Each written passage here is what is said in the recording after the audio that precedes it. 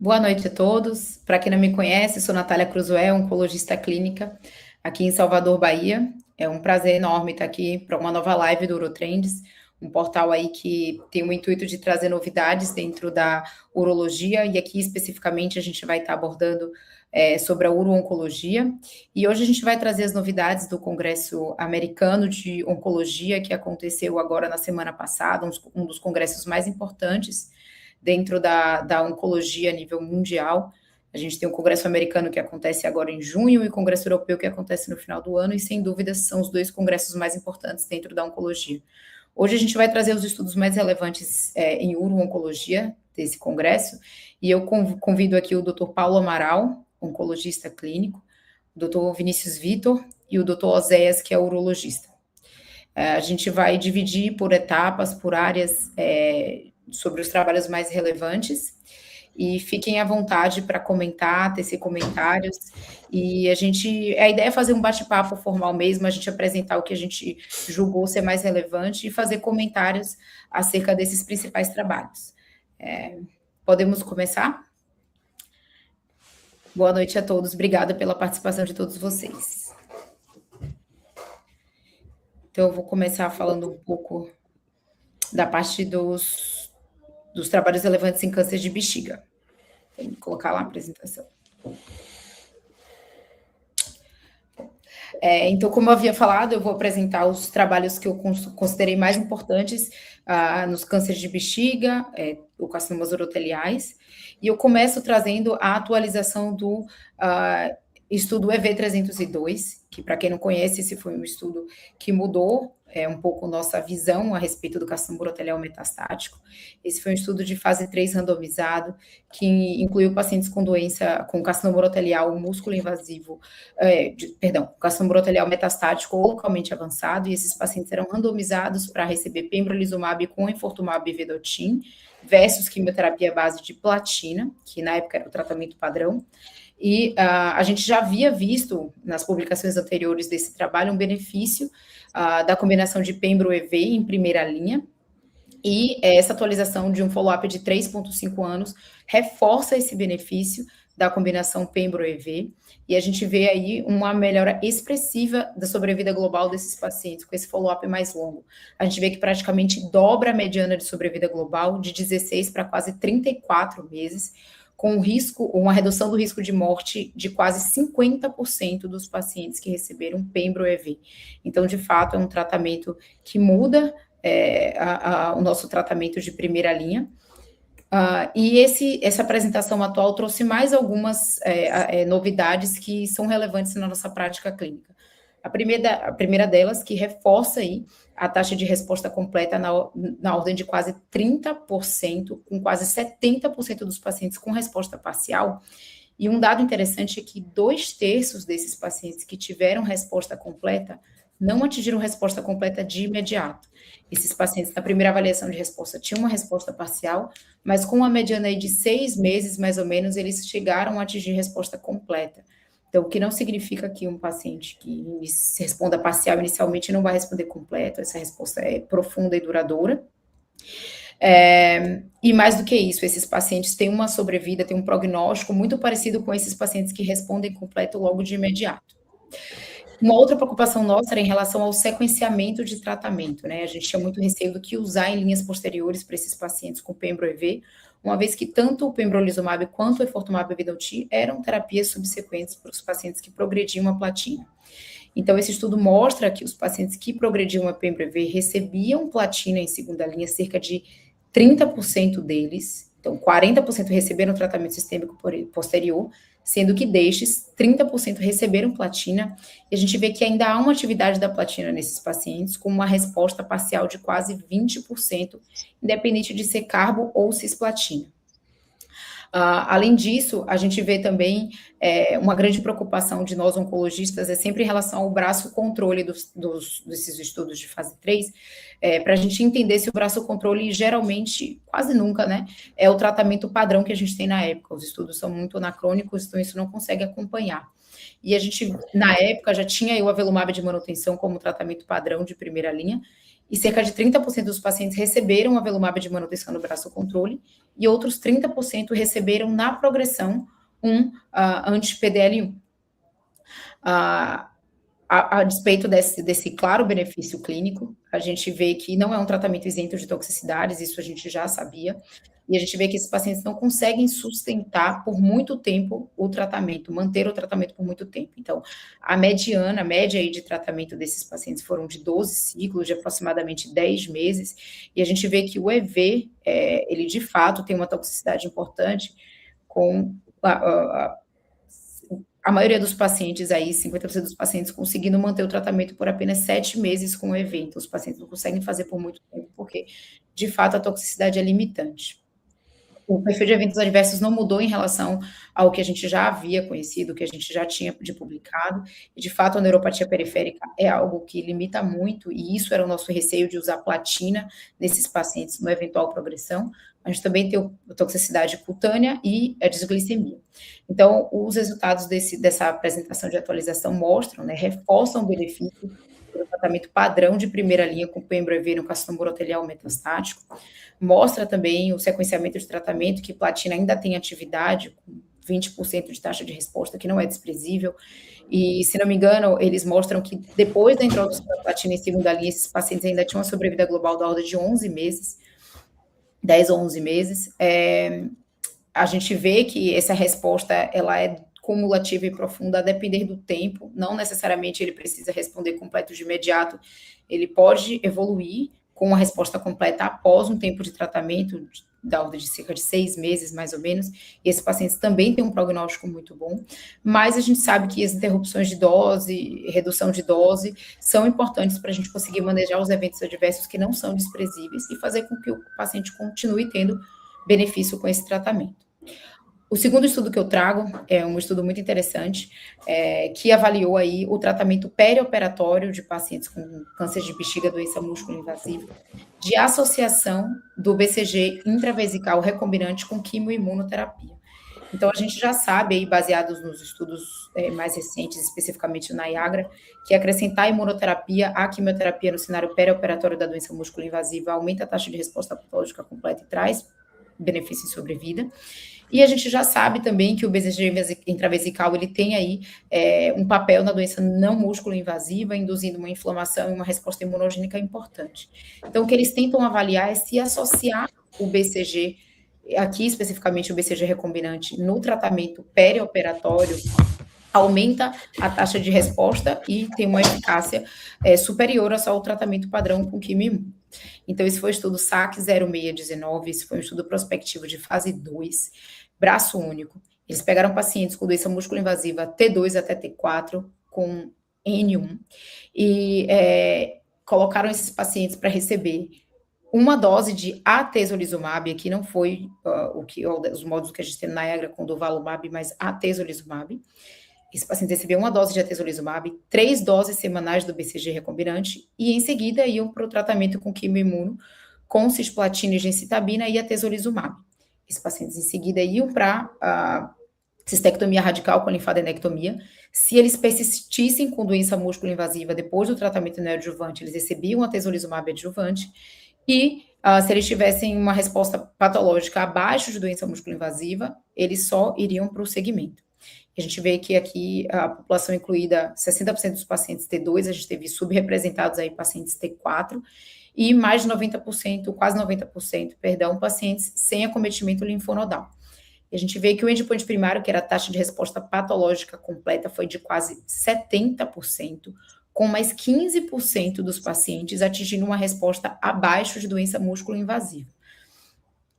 E aqui ele compara, que isso já tinha sido pré-planejado, com os dados do SAC 0617, que avaliou Sigenza e Durva no cenário perioperatório. Obviamente, essa não é uma comparação que deve ser feita, a gente está falando de estudos diferentes, com populações diferentes, e drogas diferentes, né? No SAC 0617 eles usaram o durvalumab, e aqui a gente está falando do atezolizumab, mas o acréscimo do BCG recombinante, de fato, parece acrescentar em muito a taxa de resposta patológica completa, de 32% para 67%. Então, de fato, parece que o BCG recombinante tem uma atividade local importante. E os endpoints secundários, que era sobrevida livre de eventos, de 90% em um ano, com 96% dos pacientes vivos após um ano de follow-up. Então, esse é um estudo que traz aí uma perspectiva, é um estudo que não ainda muda a prática clínica, no meu ponto de vista, mas ele traz aí uma perspectiva de um possível acréscimo de tratamento perioperatório nos pacientes com doença músculo-invasiva. Obviamente, é um estudo de fase 2, o follow-up foi muito curto para a gente tirar alguma conclusão, mas é um resultado promissor. E o último estudo que eu trago é o estudo RAD-IO, foi um estudo também menor, com um N menor de pacientes, que avaliou o acréscimo do durvalumab, imunoterapia, a quimiorradioterapia, com 5-fluoracil e mitomicina em pacientes com doença músculo-invasiva para protocolo de preservação de bexiga. Né? No anterior, a gente estava falando do BCG recombinante neoadjuvante, perioperatório, aqui a gente está falando de acrescentar a imunoterapia no protocolo de quimiorradio de preservação de bexiga. Então, a gente sabe que aí a quimiorradioterapia é uma estratégia para doença músculo-invasiva com preservação de bexiga, e a gente já tinha dados do BC 2001, se não me engano, foi um estudo do Nick James de 2012, que avaliou 5-fluoracil com mitomicina associado à radioterapia como tratamento definitivo. E esse foi um estudo que ele teve vários estágios, mas nesse estágio que foi para avaliar eficácia, eles incluíram pacientes com doença músculo-invasiva, podia ter até 2 linfonodos acometidos, e esses pacientes eram encaminhados para realizar o tratamento definitivo. Eles recebiam uma dose de durvalumab, iniciavam a quimiorradioterapia com mitomicina e 5-fluoracil, recebiam em concomitante uma dose de durvalumab e depois recebiam uma dose de durvalumab subsequente ao tratamento. Então, eles recebiam antes, durante e depois o durvalumab. E a gente vê aqui que, curiosamente, 75% dos pacientes tinham recebido quimioterapia neoadjuvante e 80% dos pacientes T2, apenas 20% T3, com apenas 13% dos pacientes com linfonodo comprometido. Então, o endpoint primário do estudo, que era sobrevida livre de doença, esse foi um estudo que ele fez a primeira etapa, que foi positiva, em seguida ele foi para essa segunda etapa de eficácia, que seria positivo se a gente tivesse uma sobrevida livre de doença acima de 75% em um ano. E o estudo foi positivo, com uma taxa de sobrevida livre de doença em um ano na ordem de 80%. Os endpoints secundários de sobrevida global, 97% dos pacientes vivos após um ano de follow-up. E esse dado, para mim, é um dado super importante, que destes pacientes que fizeram tratamento, nenhum deles haviam sido encaminhados para cistectomia depois de um ano de segmento. Né? Então, 100% de sobrevida livre de cistectomia depois de um ano de acompanhamento. Então, esse é um estudo que demonstra que é seguro, inicialmente, acrescentar a imunoterapia ao esquema de quimiorradioterapia como protocolo de preservação de bexiga. Não houve acréscimo de toxicidade, se a gente for ver nessa apresentação, as maiores toxicidades, de fato, derivaram da quimioterapia e da radioterapia. Então, além de seguro, ele parece aumentar a taxa de resposta nesses pacientes e, consequentemente, o tempo livre de cistectomia, que no final das contas é um dos desfechos que a gente procura nos nossos pacientes. É um estudo pequeno, como eu falei, a gente ainda não dá para mudar a prática clínica, mas é um dado que empolga a gente a tentar acrescentar a imunoterapia nesse cenário.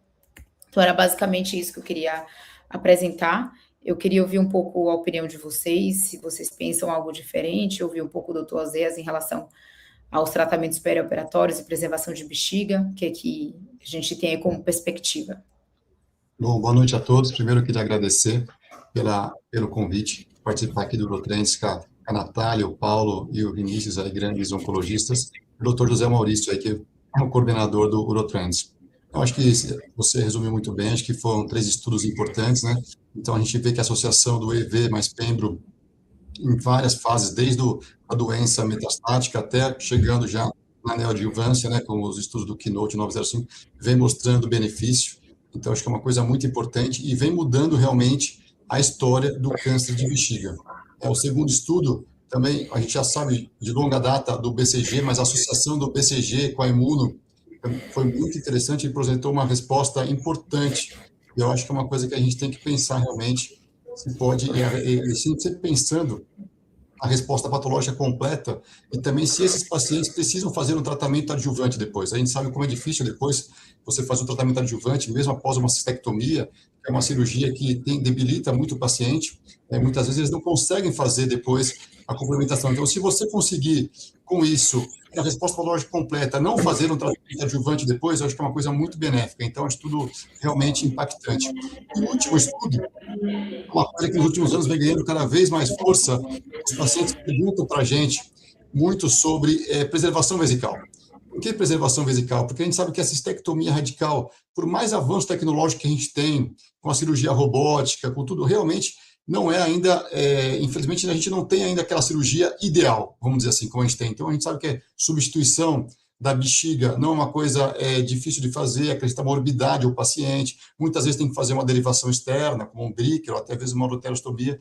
Então, se a gente conseguir uma resposta, que nem você mostrou no estudo aí do Nick James, depois de um ano, evitar em 100% dos pacientes a cistectomia, eu acho que é um dado realmente impactante. Doutor Zé, queria tirar uma dúvida um pouco prática, assim, tentando não fugir muito. Em relação à preservação de bexiga, com a radioterapia, qual a dificuldade do urologista para salvamento desses pacientes, assim, quando tem recorrência local? Na prática, assim, de se dá para resgatar ou se é muito difícil? Não, sim, Paulo, boa, ótima pergunta.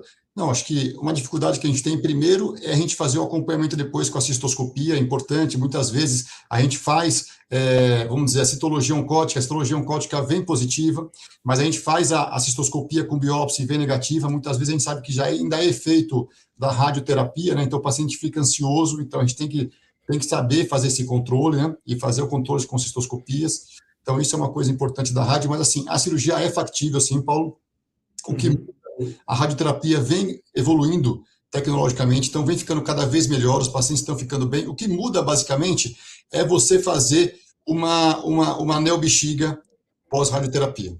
Essa é a grande dificuldade. Então, geralmente, o standard você faz pós-radioterapia, muitas vezes a gente acaba fazendo uma derivação externa, tá? Um breaker, a gente acaba, vamos dizer assim, mais que não é perdendo oportunidade, mas pós-rádio, fazer uma neobexiga realmente é um grande desafio. Entendi, interessante. Uma das coisas também que eu acho em relação ao protocolo de preservação de bexiga é como o doutor Zé falou, né? É a dificuldade da gente conseguir acompanhar esses pacientes, né? A gente ainda não sabe definir o que é resposta completa. Assim, agora a gente está vendo até DNA urinário, assim, DNA tumoral urinário, né? Para a gente tentar aumentar a sensibilidade e detectar de fato se a gente teve uma resposta completa ali, se o paciente está livre de doença. Como você falou, às vezes a gente tem a citologia oncótica positiva, a gente procura a cistoscopia, não encontra, faz biópsia randômica, não encontra, sobe, não encontra. Então, às vezes a ressonância também não consegue ajudar.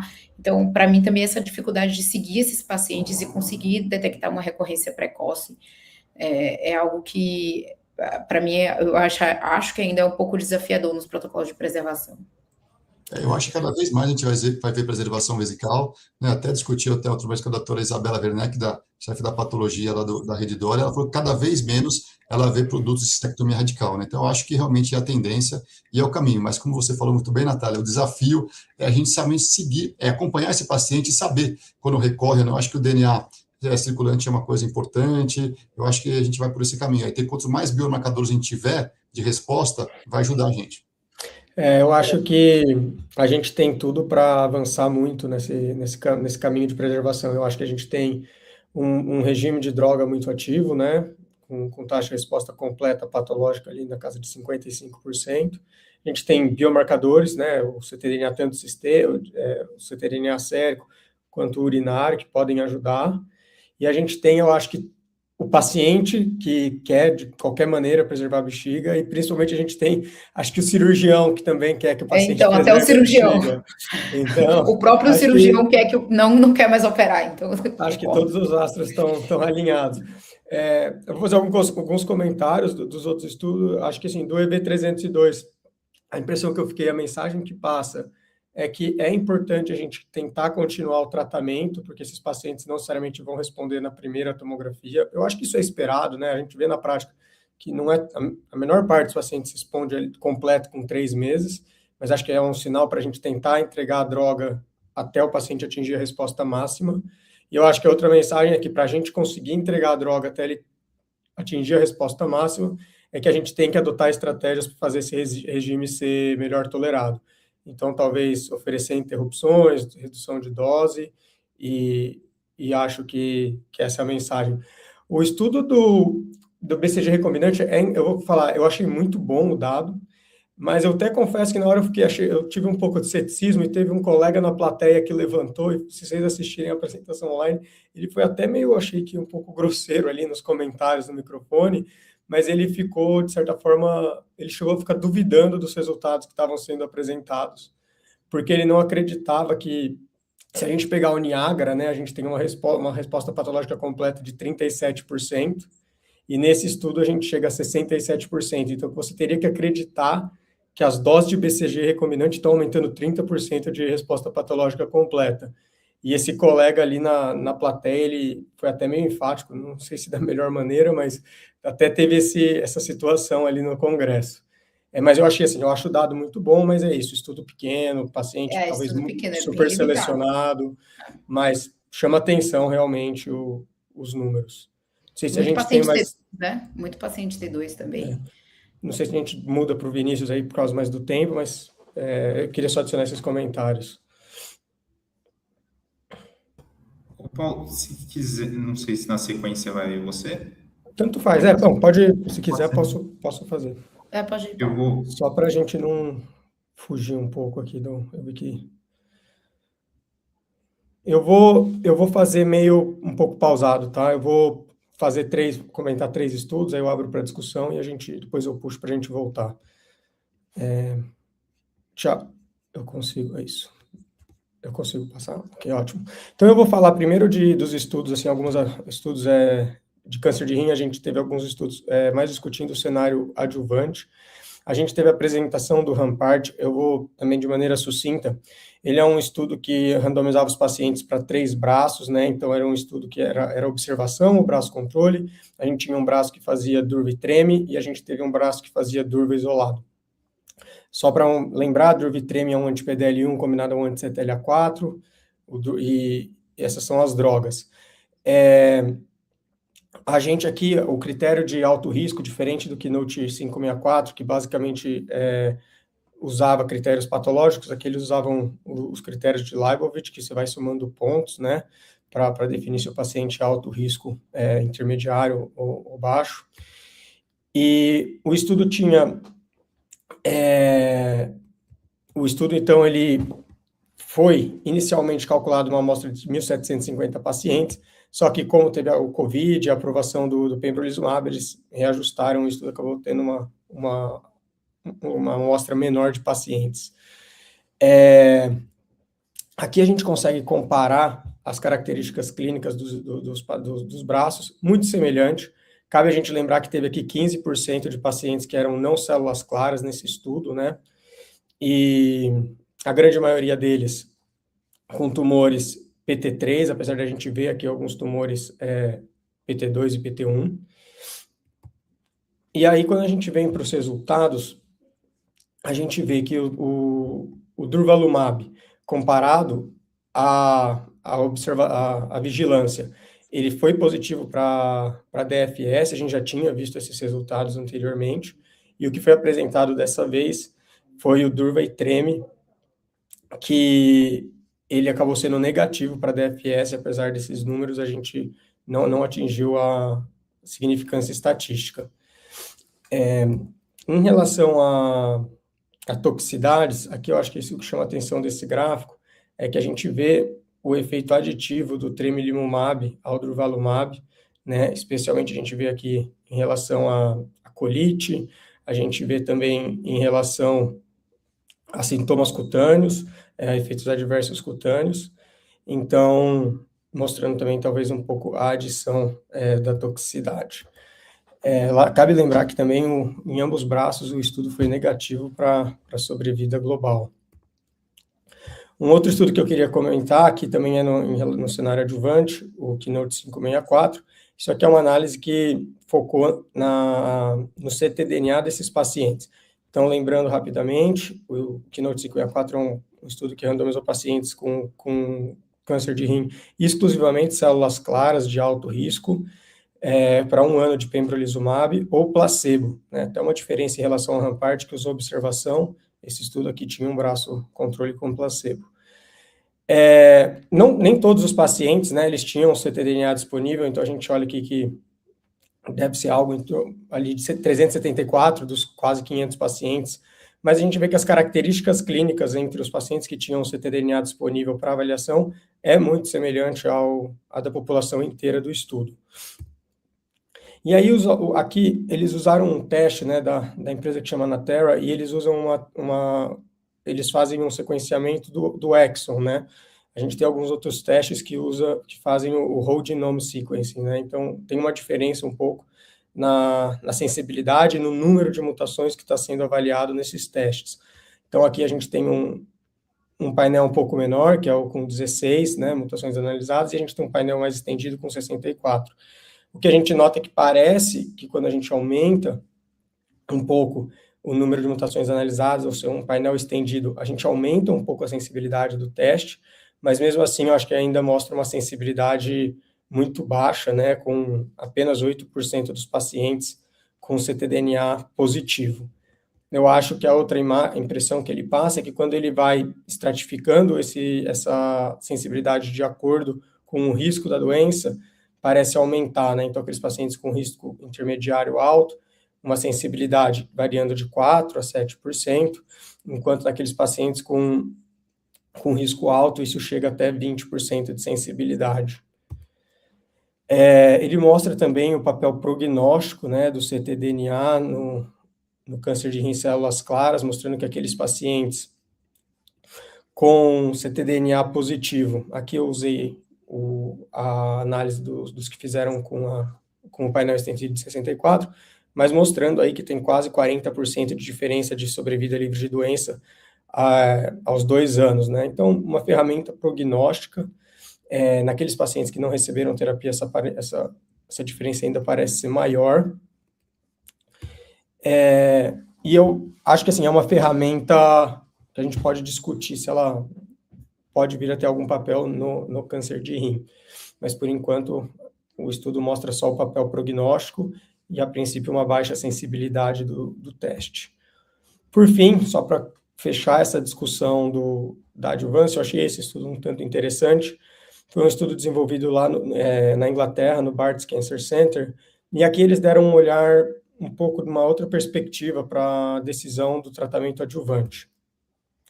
Então, aqui, os pacientes, eles, em vez de categorizarem as toxicidades de acordo com o CT-CAI, eles classificaram ela em toxicidades modificadoras de vida, que causam mudanças no longo prazo, mudanças no curto prazo, e aquelas toxicidades que não trazem tanto prejuízo para o paciente. Aqui embaixo a gente consegue ver mais ou menos como eles definiram cada uma delas, né?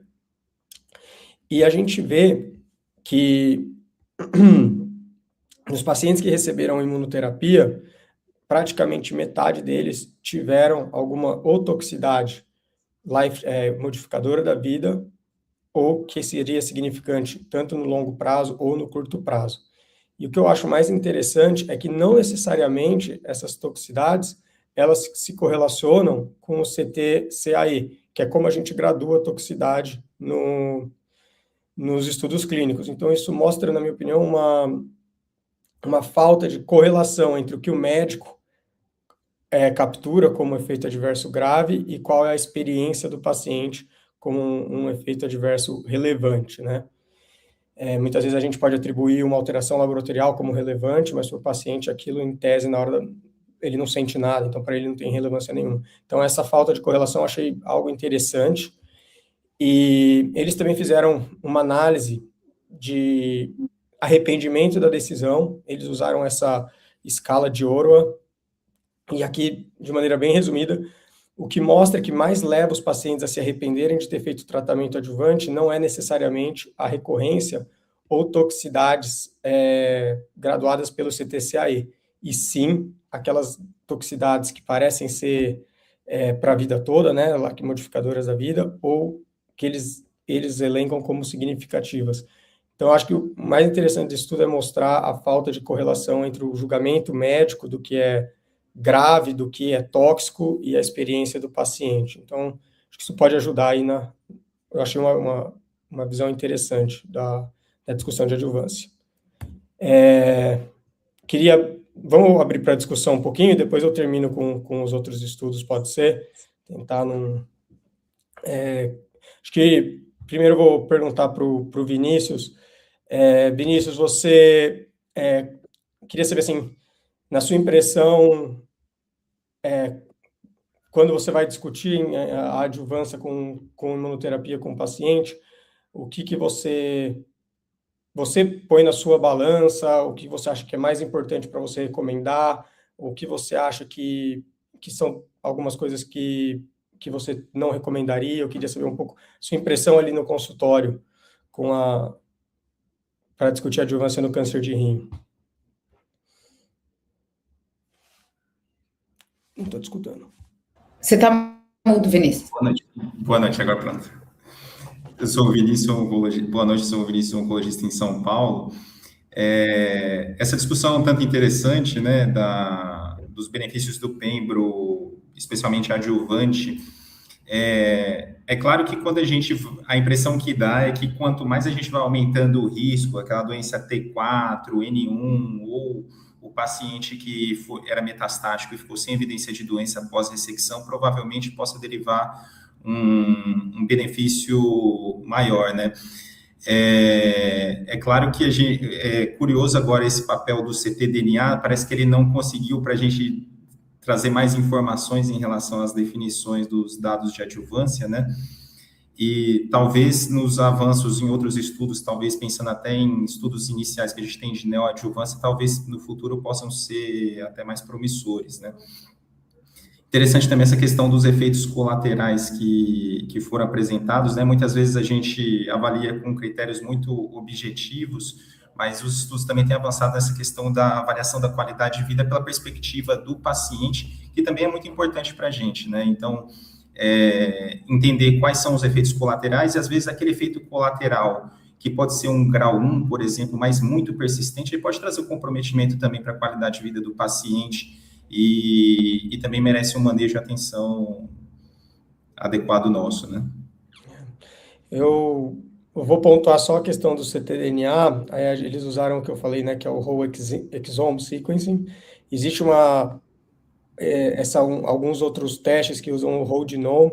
Eu até levantei dado de 22 pacientes que a gente usou esse outro teste. A gente também teve uma sensibilidade muito baixa dos 22 pacientes, eram poucos pacientes.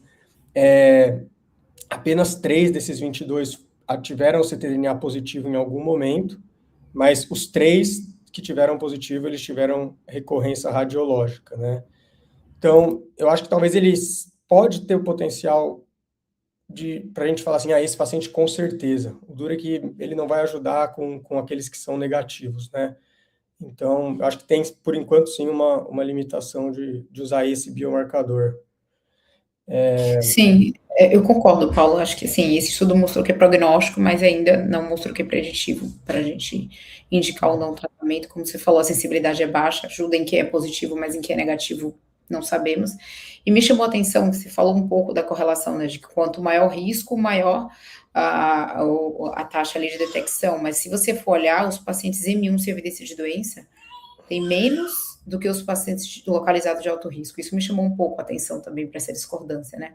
Como que um paciente metastático tem Tudo bem que o N era muito menor, o N de pacientes em evidência de doença era muito menor, mas ainda assim chama a atenção que esses pacientes tinham menor do que os pacientes com doença localizada de alto risco. Então, acho que não ajudou muito por enquanto, mas eu acho que vale a pena a gente avaliar melhor para conseguir. A gente precisa de um biomarcador para saber, né? A gente tem 4 estudos negativos de imunoterapia agora para sobrevida global e só um positivo. Então, eu acho que a gente tem que saber quem é o paciente que a gente vai oferecer.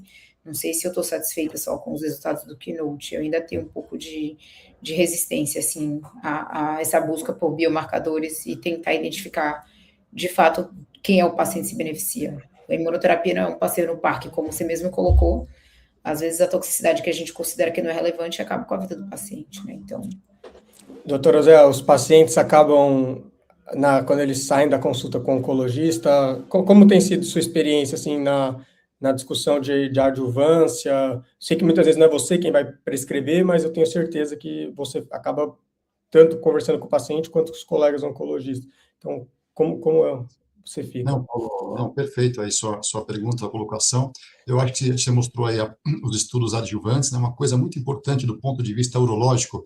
Nós ficamos muito tempo sem ter medicação adjuvante para carcinoma renal, né? Então, eu lembro no passado, né, quando eu tive a oportunidade de fazer ali um research fellow em Boston, né, tinha o pessoal lá em 2009, 10, eles usavam o interleucina, mas na época, né, e era uma droga assim super tóxica, né? Então, os urologistas criaram a cultura de operar os pacientes e muitas vezes não encaminhar ao oncologista. E isso mudou, o cenário mudou, a imunoterapia realmente mudou, o Keynote 564, você mostrou aí, tem um resultado importante, né, mais de 40% aí de diferença. Então, acho que assim, o importante para o urologista, na minha visão, é você ter no paciente, você encaminhar ao oncologista, entendeu? E você ter essa parceria e ter essa discussão, né? Porque o oncologista, na minha opinião, vai ter melhores ferramentas para analisar se vai fazer ou não. Então, eu tenho como conduta, como rotina, eu sempre acabo encaminhando esse paciente para o oncologista, lógico, mesmo se for um PT1, um tumor pequeno, muitas vezes, às vezes não precisa, mas muitos pacientes se sentem mais seguros em escutar uma segunda opinião,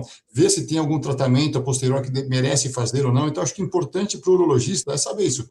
Fez uma cirurgia, nefrectomia parcial, encaminha para o oncologista para ter essa discussão. Muitas vezes vem um PT3, mas vem um PT3, que é um PT3 pequeno, você fez uma nefrectomia parcial, encostou no seio renal, ou não, ou é um PT3 maior, né, um tumor maior. Então, acho que é importante a gente ter esse link direto com o oncologista para poder tratar melhor os pacientes. Eu concordo plenamente. Eu acho que esses pacientes, principalmente, você citou um ótimo exemplo, assim, esse PT3 que está tocando no seio renal, mas não tem sarcomatoide, a lesão às vezes é pequena, exatamente, foi até feita uma parcial, e muitas vezes você vai fazer o paciente fazer. Eu acho que é totalmente válido. Eu acho que esse é o exemplo ideal de que a imunoadjuvância não é para todo mundo. Acho que realmente a gente precisa de biomarcadores. ctDNA, os resultados iniciais deixam um pouco a desejar.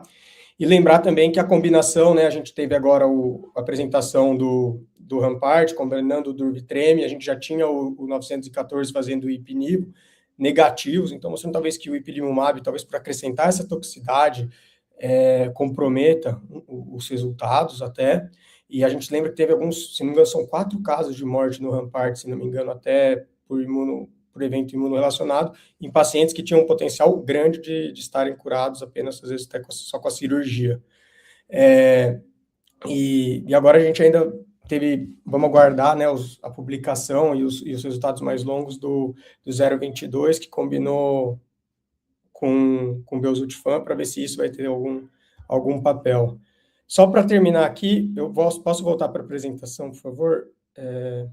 Então, só para terminar, eu vou tentar ser mais breve. Esse aqui é um estudo, já teve algumas publicações combinando, da combinação do CBM588, que é um probiótico, com Ipinivo. Aqui nesse estudo, os autores, eles combinaram algumas análises de 2 cortes randomizadas de estudos fase 1, ou usando Ipinivo ou Nivo-Icabo combinado a esse probiótico. E aqui o que eles fizeram um pouco mais, o que eles fizeram diferente do que eles têm feito nas publicações anteriores, é que eles fizeram um topo score, que seria basicamente um sequenciamento de DNA fecal. Então, eles conseguem identificar as bactérias através dessa ferramenta. E esse topo score, de uma maneira geral, ele pega um punhado de bactérias e ele define como um subgrupo de disbiose desfavorável, ou que tende a ser resistente à imunoterapia, e a outras bactérias, ele faz essa análise, é colocado no algoritmo, e ele definiria um subgrupo 2, que tende a ser, é uma flora intestinal mais associada a respostas favoráveis com o uso de imunoterapia. Então, a gente vê que os grupos são balanceados, a gente vê um pouco de pacientes ali de risco intermediário e alto, naquele grupo que só recebeu o Standard of Care. Aqui o Standard of Care é Ipinivo ou Nivo-Icabo, e o braço experimental tem a adição do CBM588, mas bem semelhantes no geral. Aqui que começa a chamar atenção, como eu falei, dados semelhantes já tinham sido apresentados, mas é essa discrepância nas respostas radiológicas, né? A gente vê quase 70% de resposta radiológica nos pacientes que receberam o CBM 588, e a gente vê 20% no braço controle. Também chama atenção uma coisa que eu queria chamar atenção também, por hora, os números ainda pequenos de ambos os grupos, né? São 60 pacientes. E aí, quando ele olha de acordo com essa flora intestinal, aqui, na minha opinião, o que ele consegue mostrar é que naqueles pacientes que têm resistência, né, que tem essa flora intestinal que confere resistência à imunoterapia, esses pacientes parecem ir muito mal.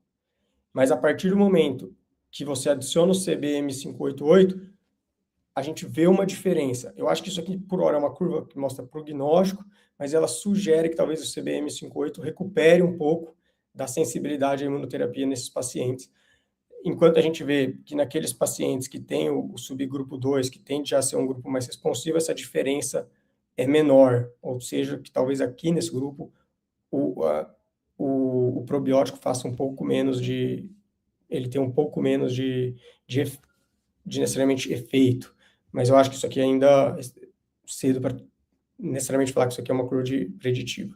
E aqui ele mostra a mesma coisa, ele mostra que nos pacientes que tiveram resposta e receberam o CBM 588, esse topo score ele foi mais amplo, e então a gente tem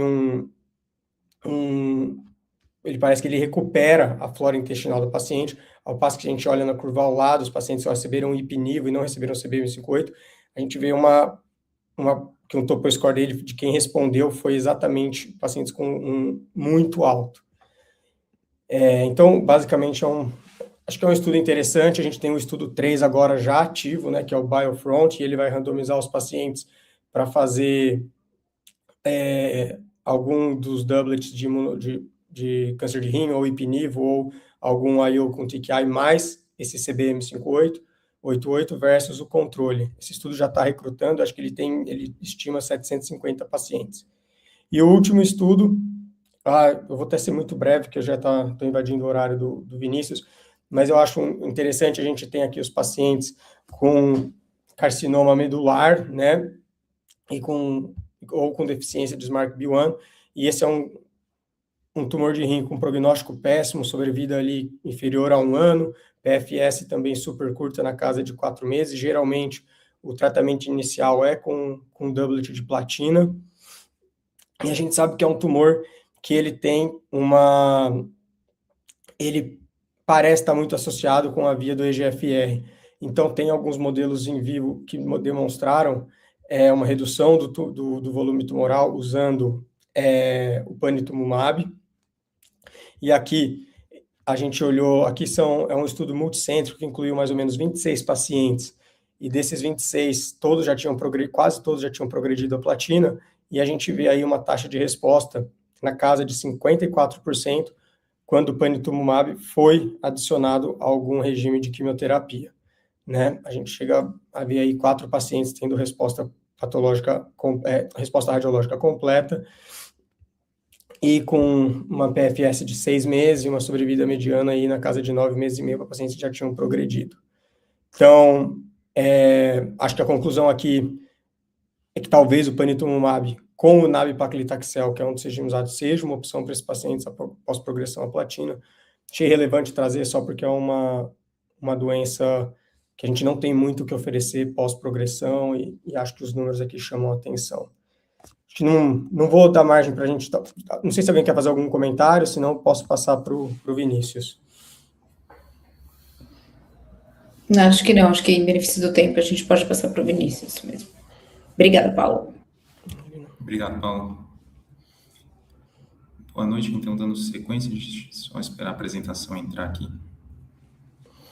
Boa noite, eu sou o Vinícius, passando então para a parte de próstata. Serão 3 trabalhos, eu vou começar pelo Proteus, então, que foi da sessão plenária, né, que avaliou a apalutamida perioperatória contra placebo associada à terapia de deprivação androgênica em pacientes que foram submetidos à prostatectomia radical e tinham uma doença localmente avançada ou de alto risco. Foi um estudo de fase 3, duplo cego, randomizado. Os critérios de alto risco foram do NCCN, incluíam Gleason, PSA acima de 20, T3 ou mais, e também foram incluídos pacientes até linfonodo clínico positivo. Eles foram randomizados inicialmente numa neoadjuvância ou com apalutamida mais ADT versus placebo mais ADT. Eram realizados 6 ciclos e depois os pacientes iam para a prostatectomia radical e depois completavam o período de adjuvância ou com apalutamida ou com placebo associado a ADT. Era realizado ali depois de 3 meses um PET-PSMA e esses pacientes foram mantidos em vigilância com PSA a cada 3 meses. O desfecho primário aqui foi resposta patológica completa ou doença residual mínima, aqui definida ou pelo, no máximo até o T2 menor que 5 milímetros e sobrevida livre de metástase, né?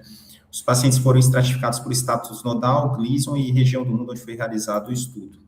Falando um pouco da população, a gente vê uma população majoritariamente Gleason maior ou igual a 8, um PSA mediano em torno de 14 a 15, a gente vê que tinha em torno de 35% dos pacientes ali acima de T3 e tinham status nodal positivo em torno de 12% dos pacientes. No desfecho primário, era um desfecho biprimário ali, né, de 2 desfechos, aqui falando da resposta patológica completa ou doença residual mínima, houve, então, 8,9% no braço intervenção versus 1% no braço controle, que estava fazendo apenas ADT, foi estatisticamente positivo. Quando a gente vai para a sobrevida livre de metástase, aqui, tanto com imagem convencional, com PET ou PET-PSMA, foi estatisticamente significativo, com hazard ratio de 0,8, o delta aqui é em torno de 4%. Passando para a sobrevida livre de evento, também foi um desfecho secundário e estatisticamente significativo, com hazard ratio de 0,71. E também o tempo para tratamento subsequente, aqui com destaque que os pacientes no braço placebo tiveram uma proporção um pouco maior de terapia sistêmica subsequente. E as taxas de nova cirurgia pós-prostatectomia foram baixas, né, abaixo de 1%. Quando analisado a sobrevida livre de metástase apenas por imagem convencional, excluindo os pacientes, o método do PET-PSMA, esse desfecho cruza a unidade, a gente vê 87,1 versus 83,9.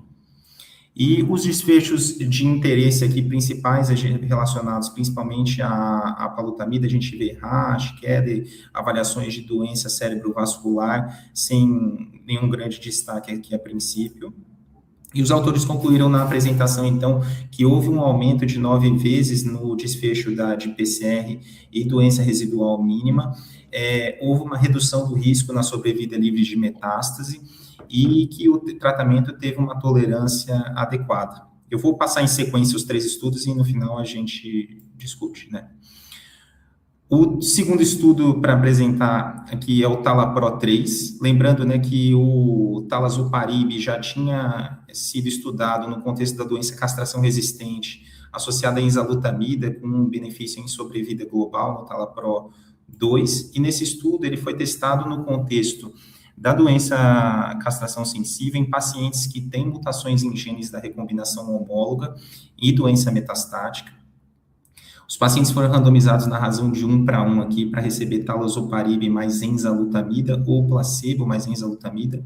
O desfecho primário do estudo foi sobrevida livre de progressão radiológica e o desfecho secundário principal sobrevida global. Houveram outros desfechos secundários também nessa análise.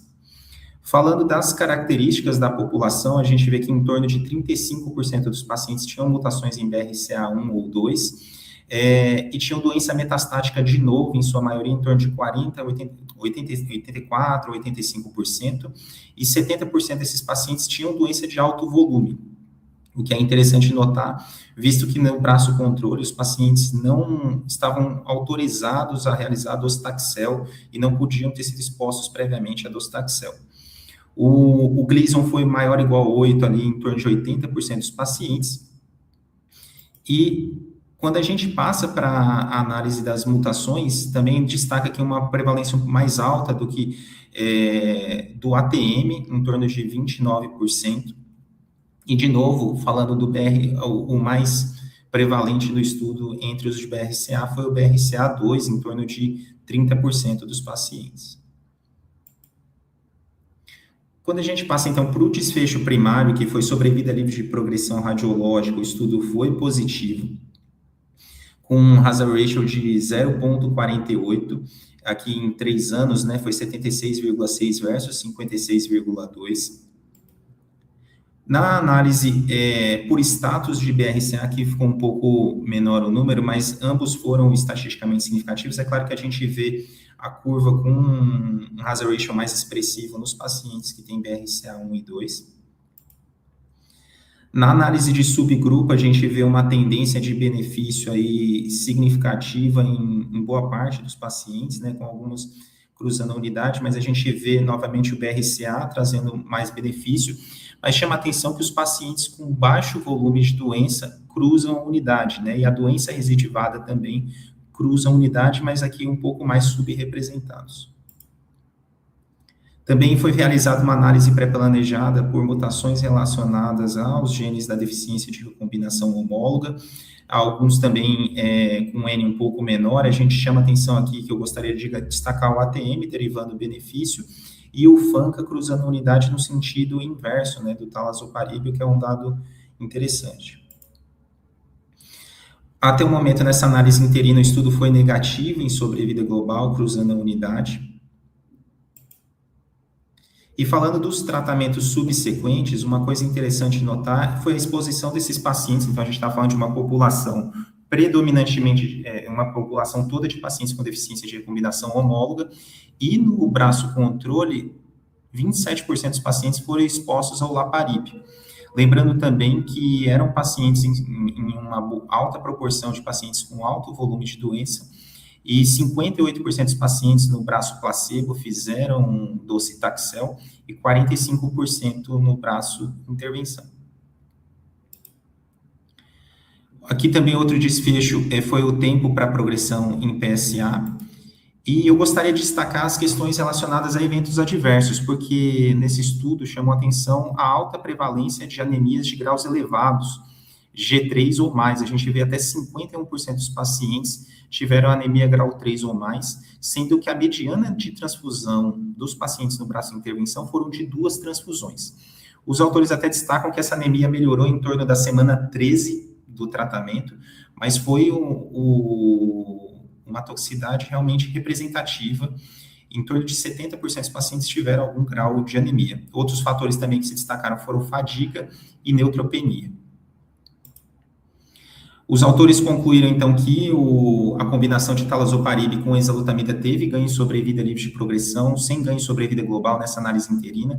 O benefício pareceu mais pronunciado, com hazard ratio de 0,37 na população BRCA mutada. Aqui os autores até colocaram que a toxicidade foi manejável, com destaque, então, para enzalutamida, para anemia, perdão. E, por fim, o estudo ADREAM, que avaliou a interrupção da terapia de deprivação androgênica e dos RPIs nos pacientes que tiveram resposta excepcional na doença castração sensível metastática. Eram pacientes que tinham PSA, aqui nesse estudo, que é um estudo de fase 2, braço único, onde os pacientes que tinham PSA abaixo de 0,2 estavam em queda após terapia com RPI em torno de 18 a 24 meses, tinham que ter ao menos 12 meses de tratamento com RPI, eram interrompidos. E os triggers para reinício do tratamento eram um PSA acima de 5, uma progressão radiológica ou uma progressão sintomática relacionada ao câncer de próstata. Esses pacientes foram mantidos no período de interrupção em vigilância com PSA e testosterona a cada 3 meses, realizavam imagens a cada 6 meses ou de forma mais próxima quando o PSA sofreu alguma elevação. O desfecho primário foi a proporção de pacientes que estavam livres de tratamento em 18 meses e que tinham realcançado ali a recuperação de testosterona acima de 150. Quando a gente avalia as características da população, né, essa população, então, no início do tratamento tinha um PSA início do RPI com o ADT, né, tinha um PSA mediano de 19, mais ou menos, tinha uma proporção de 35% dos pacientes com alto volume de doença, e uma parte deles, em torno de 30%, havia realizado rádio, então, terapia de oligometástase com radioterapia. Falando do desfecho primário, que era o tempo, a proporção de pacientes livres de tratamento ali em 18 meses que já haviam apresentado recuperação de testosterona, que é a terceira linha aqui da tabela em azul claro, 41% dos pacientes estavam livres de tratamento. E no follow-up mediano aqui do estudo, que era de 26,9%, continuavam livres de tratamento nesse período, 38,5%. Falando das progressões de doença, a gente vê que houve um dos pacientes que apresentou uma progressão neuroendócrina, e aí, como tratamento subsequente, fez carboplatina e etoposídeo. O tempo mediano livre de tratamento foi de 24,5%. A gente vê que o baixo volume de doença e a radioterapia prévia nas metástases se associaram a um período livre de tratamento maior. E falando aqui da sobrevida livre de progressão radiológica e sobrevida global, dos pacientes, então, que retomaram a ADT, tinham progressão radiológica, um havia apresentado progressão bioquímica, e houve também um daqueles casos que eu havia mencionado da progressão neuroendócrina. Houveram 4 óbitos, sendo que 3 deles não foram diretamente relacionados ao câncer de próstata, por SMD, influenza e infarto. Os autores do estudo concluem que o estudo atingiu seu desfecho primário com 41% dos pacientes livres de tratamento com recuperação da testo em 18 meses, 38,5% dos pacientes continuavam em interrupção de tratamento no follow-up mediano, e um dos óbitos foi por câncer de próstata. A pausa no tratamento em respondedores favoráveis é uma consideração razoável para estudos futuros ainda em discussão. Agradeço a todos aqui pela participação. Acho que a gente pode passar para o debate. Vai falar. Eu queria começar, vou começar com o Proteus, perguntando para o Dr. Oséias o que ele achou do estudo, principalmente desse braço controle com a ADT neoadjuvante, e se teria alguma implicação prática para a gente desde já. Obrigado. Não, perfeito, Vinícius. Parabéns pela apresentação, tá? Aliás, todos aí, Paulo, Natália, foram excelentes. Cara, eu acho que realmente é um estudo importante, né? Não à toa que foi apresentado na plenária da ASCO. Como você acabou de citar, realmente o braço controle não é o tratamento padrão, né? A gente não faz só ADT, né? Não é o braço padrão, mas o que os autores do estudo citaram é que eles queriam fazer um estudo duplo cego. Se fizesse com prostatectomia radical, não seria duplo cego.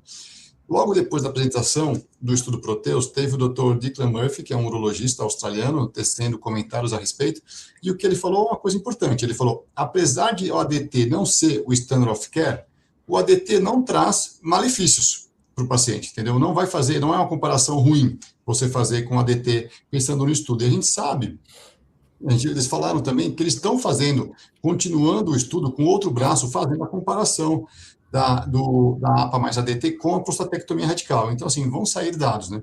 Eu acho que foi um estudo muito importante, é um estudo que provavelmente acho que vai mudar realmente o nosso tratamento nesses pacientes de alto risco. Na minha opinião, você atrasar uma terapia subsequente em 3 anos é muito importante, né? Se o paciente ficar mais de 20% livre de metástase, diminuir radioterapia, diminuir terapias subsequentes. Uma coisa importante que os pacientes perguntam para nós muito, urologista, é sobre a testosterona. E o estudo mostrou que 80% dos pacientes recuperam a testosterona após o tratamento. Isso é um dado importante para nós também, quando for indicar o tratamento. Mas, na minha opinião, acho que uma coisa importante vai ser a seleção do paciente. Então, selecionar melhor esse paciente. Uma coisa é o paciente ter, né, eu até estava lendo até os critérios de inclusão, né, e são critérios no alto risco, mas são amplos, né, porque, por exemplo, né, ele inclui, assim, pacientes que tem Gleason 3. Se tiver um fragmento Gleason 5, já entra como alto risco. Ou se o paciente tiver 3 fragmentos Gleason 6, PSA maior que 20, já entra no estudo. Então, assim, Lógico, são critérios amplos, eu acho que a gente precisa selecionar melhor esse paciente. Então, a gente sabe que aquele paciente que tem Gleason 6, Gleason SUP1, 3, 4 fragmentos, mas ele tem um SUP5, é diferente daquele paciente que tem 10 fragmentos SUP5, né, ou SUP4. Então, são pacientes diferentes. Eu acho que a seleção do paciente vai ser importante, mas para nós, como urologista, uma coisa que é bem frustrante é você operar um paciente, sabendo um paciente de alto risco, e a gente sabe que 50% ou mais desses pacientes vão recorrer. E, às vezes, eles recorrem de uma maneira precoce. Ou, às vezes, acaba nem zerando o PSA, o que é pior ainda, né?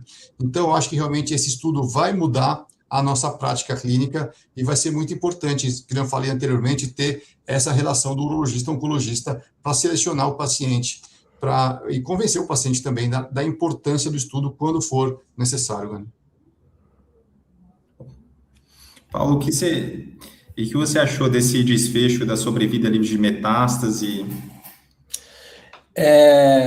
Eu acho que eu concordo com o Dr. Oséias, apesar do ADT não ser o padrão, eu acho que foi bem feito, até porque se não tivesse a ADT no braço controle, as pessoas iam estar falando, o que é o efeito da APA, o que é o efeito da ADT, então conseguiu se isolar. Em relação ao endpoint primário, eu acho que ainda tem algumas ressalvas, eu acho que o estudo ele é positivo, só que essa questão de ter incorporado o PET-PSMA é uma coisa que traz um pouco de debate, né? Porque a sobrevida livre de metástase, ela é um endpoint substitutivo, validado, mas quando se utiliza o estadiamento convencional. A partir do momento que você usa o PET-PSMA, você se questiona se realmente isso pode ser considerado um desfecho substitutivo. E mais ainda, quando ele apresenta o dado de acordo com o estadiamento convencional, o estudo, as curvas ainda se sobrepõem. Então, eu acho que é um estudo que ainda vai gerar muito debate. Eu acho que, do ponto de vista prático, acho que vai acabar sendo, sim, incorporado, mas eu acho que a gente precisa de um follow-up mais longo e a gente precisa entender se esse desfecho primário combinando as duas modalidades de imagem, se isso se traduz em sobrevida global. Uma outra coisa que eu acho que vai gerar um debate é principalmente com os radioterapeutas, né? Acho que eles vão ser os mais incomodados, principalmente porque é o que o doutor Zé falou, eu acho que a seleção do paciente é o que a gente tem que discutir, tanto aquele paciente que não precisa disso, que poderia só fazer a cirurgia, mas tem aquele paciente que é o do Stampede, né, que é aquele paciente com 2 de 3, né, ou T3, T4, PSA acima de 40, linfonodo positivo, ou um Gleason acima de 8, que a gente tem ganho de sobrevida global já demonstrado com a abiraterona. Então, a gente estaria, em tese, tirando o benefício de uma sobrevida global já estabelecida para um benefício de sobrevida livre de metástase. Então, eu acho que agora vai ser realmente uma zona de discussão muito grande entre as três áreas de como identificar cada paciente para cada terapia. Mas eu acho que é um tratamento que eu acredito que vai ganhar espaço, sim, e que todos nós vamos ter que estar familiarizados com os dados, em como conduzir esses pacientes no consultório. Perfeito. E aí, para falar do Talapro também, Natália, não sei se você ficou contente com esse braço controle com alta proporção de pacientes com alto volume que só fizeram ali enzalutamida, e se você acha que isso já pode ser incorporado na nossa prática. Então, acho que tem essa questão, né, de a gente ver um alto volume de pacientes com alto volume de doença, em que a gente sabe que o tratamento tríplice hoje é o padrão, então esses pacientes não usarem docetaxel no braço controle deixa a gente desconfortável. E, assim, essa população não BRCA ainda incomoda um pouco, o ATM não se decide, né? Tem estudos que a ATM é negativo, tem estudos que a ATM nem seria positivo, mas chamou atenção, de fato, 30% dos pacientes com ATM, né? Que a gente não costuma ver isso em outros estudos, é uma população bem enriquecida de ATM, que pela primeira vez a gente vê que tem um benefício. Isso também me chamou um pouco de atenção. Não sei se tem alguma... Enfim, provavelmente a droga também tem algum tipo de interferência nisso, mas incomoda o braço controle em relação ao alto volume de doença. Eu acho que, eventualmente, para os pacientes, a gente tem cada vez mais precocemente solicitado, né, a parte genética para esses pacientes, e eu acho que isso vai acabar sendo incorporado e trazido, sim, para o cenário castração sensível para os pacientes, especificamente BRCA mutados. Para os outros com outras deficiências de recombinação homóloga, eu acho que a gente ainda tem que ver caso a caso. E acho que a grande dúvida que vai permanecer é para o paciente de baixo volume, com deficiência de recombinação homóloga, especificamente BRCA mutado, sim, mas a dúvida vai ser para o paciente de alto volume. Qual que vai ser a nossa conduta frente a esses pacientes com mutação, com deficiência de recombinação de alto volume, se a gente vai para o tratamento tríplice com doce, ou se a gente vai intensificar com algum inibidor da PARP. Acho que essa é uma pergunta que ainda não está respondida e não sei se teremos essa resposta. Eu concordo, acho que a gente tem também o amplitude, né, com NIRA. Eu acho que os hazards chamam a atenção dos dois ali, né, são hazard baixo. Concordo que um grande número de pacientes com alto volume que não receberam doce, mas ao mesmo tempo algumas pessoas podem, apesar do Aracem ser positivo para sobrevida global, algumas pessoas podem vir aqui falar que o braço controle era docetaxel e ADT e não tinha a daralutamida. Então, eu acho que vai ser uma coisa a ser discutida. Outra preocupação que eu tenho é você dar um inibidor de PARP por tanto tempo, né?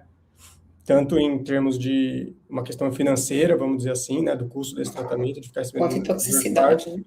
E toxicidade, a gente viu ali, Vinícius, na hora da apresentação, eu nem tinha notado, mas você colocou que teve 3 pacientes com síndrome de mielodisplásica, né? Sim, 3 SMD, né? 36 meses de follow-up, né? Como será que esses números vão se comportar num follow-up mais longo, se esses pacientes ficarem com inibidor de PARP por tanto tempo? Então, acho que também surgem essas questões, né? Por quanto tempo a gente tem que dar o talazoparib, né? Será que precisa ser para sempre? Enfim, e surgem as questões quanto à segurança disso tudo. Chama a atenção essa anemia também, né? Alta proporção de pacientes com transfusão, né? Acho que uma coisa importante que você falou, 40% dos pacientes receberam transfusão, né? E falando um pouquinho, acho que do lado urológico, né? Uma coisa importante, acho que não tem dúvida, né? Paciente com câncer de próstata metastático tem que fazer os testes, né? Germinativos e somáticos, né? Fazer o teste desse paciente, que acho uma coisa importante, porque esse paciente pode receber uma medicação ou outra coisa, então acho que é importante a gente lembrar para os urologistas encaminharem para o oncologista para fazer os testes, né? Genéticos. Eu acho que a gente está com um tempo mais avançado, mas só para comentar também da pausa do tratamento no estudo ETRIN, a gente já tinha dados da intermitência lá na DT com estudos prévios, e o que vocês acham é claro que é um estudo pequeno, ainda uma prova de conceito, mas parece interessante essa opção de deixar o paciente livre de tratamento aí, a princípio pareceu uma opção razoável, né, segura. Bom, como única representante feminina aqui do grupo, eu sou uma grande entusiasta aí de reduzir toxicidade nos pacientes da Uro-Onco, tá? Apesar de ser mulher, eu sempre, assim, levo em consideração a toxicidade da terapia de privação androgênica dos homens. Eu sei o quanto isso afeta a qualidade de vida deles. E a gente já tinha dados, né, que foram publicados, se não me engano, na ASCO-GU, falando que a gente sabe que essa resposta por PSA abaixo de 0,2 é prognóstico. Assim, claramente as curvas mostram que os pacientes que têm uma queda expressiva do PSA abaixo de 0,2 têm um prognóstico melhor, e a gente já tem estudos de fase 3 em andamento, tanto para intensificar com aqueles pacientes que não têm uma queda expressiva de PSA, quanto para desintensificar naqueles que têm. Então, eu acho que a pausa de tratamento nesses pacientes com uma resposta, a gente vê, obviamente, é estudo de fase 2, um N pequeno de pacientes, mas isso entusiasma a gente a continuar investigando esse cenário, porque eu sei que a gente sempre, como oncologista, a gente tende a querer oferecer mais medicação, mas eu acho que a gente tem que pensar um pouco também que a gente está evoluindo muito na parte de biomarcadores, a gente está conseguindo selecionar os pacientes. E aqui a gente não está falando de um biomarcador caro, a gente está falando de um PSA. A gente consegue prognosticar o paciente pela resposta pelo PSA.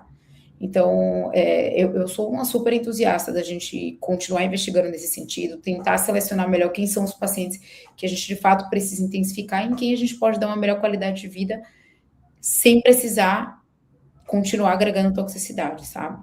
Então, eu sei que é um estudo pequeno de fase 2, mas entusiasma da gente continuar investigando, e eu sei que já tem estudo de fase 3 em andamento nesse sentido.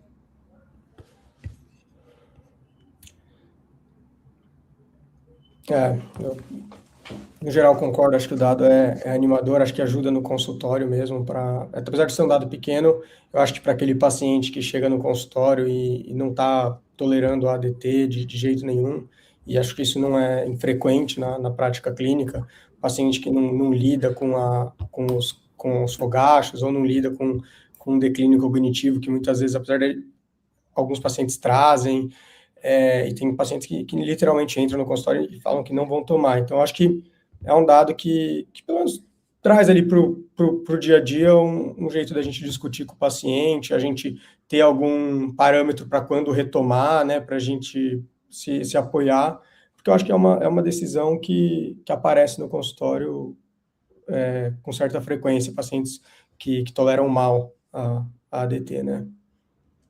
Não, eu concordo também, como a Natália, sou entusiasta da intermitência, eu acho que é excelente, e é impressionante quando os pacientes voltam e eles veem que a testosterona subiu, o sorriso no rosto, né, o cara parece que muda.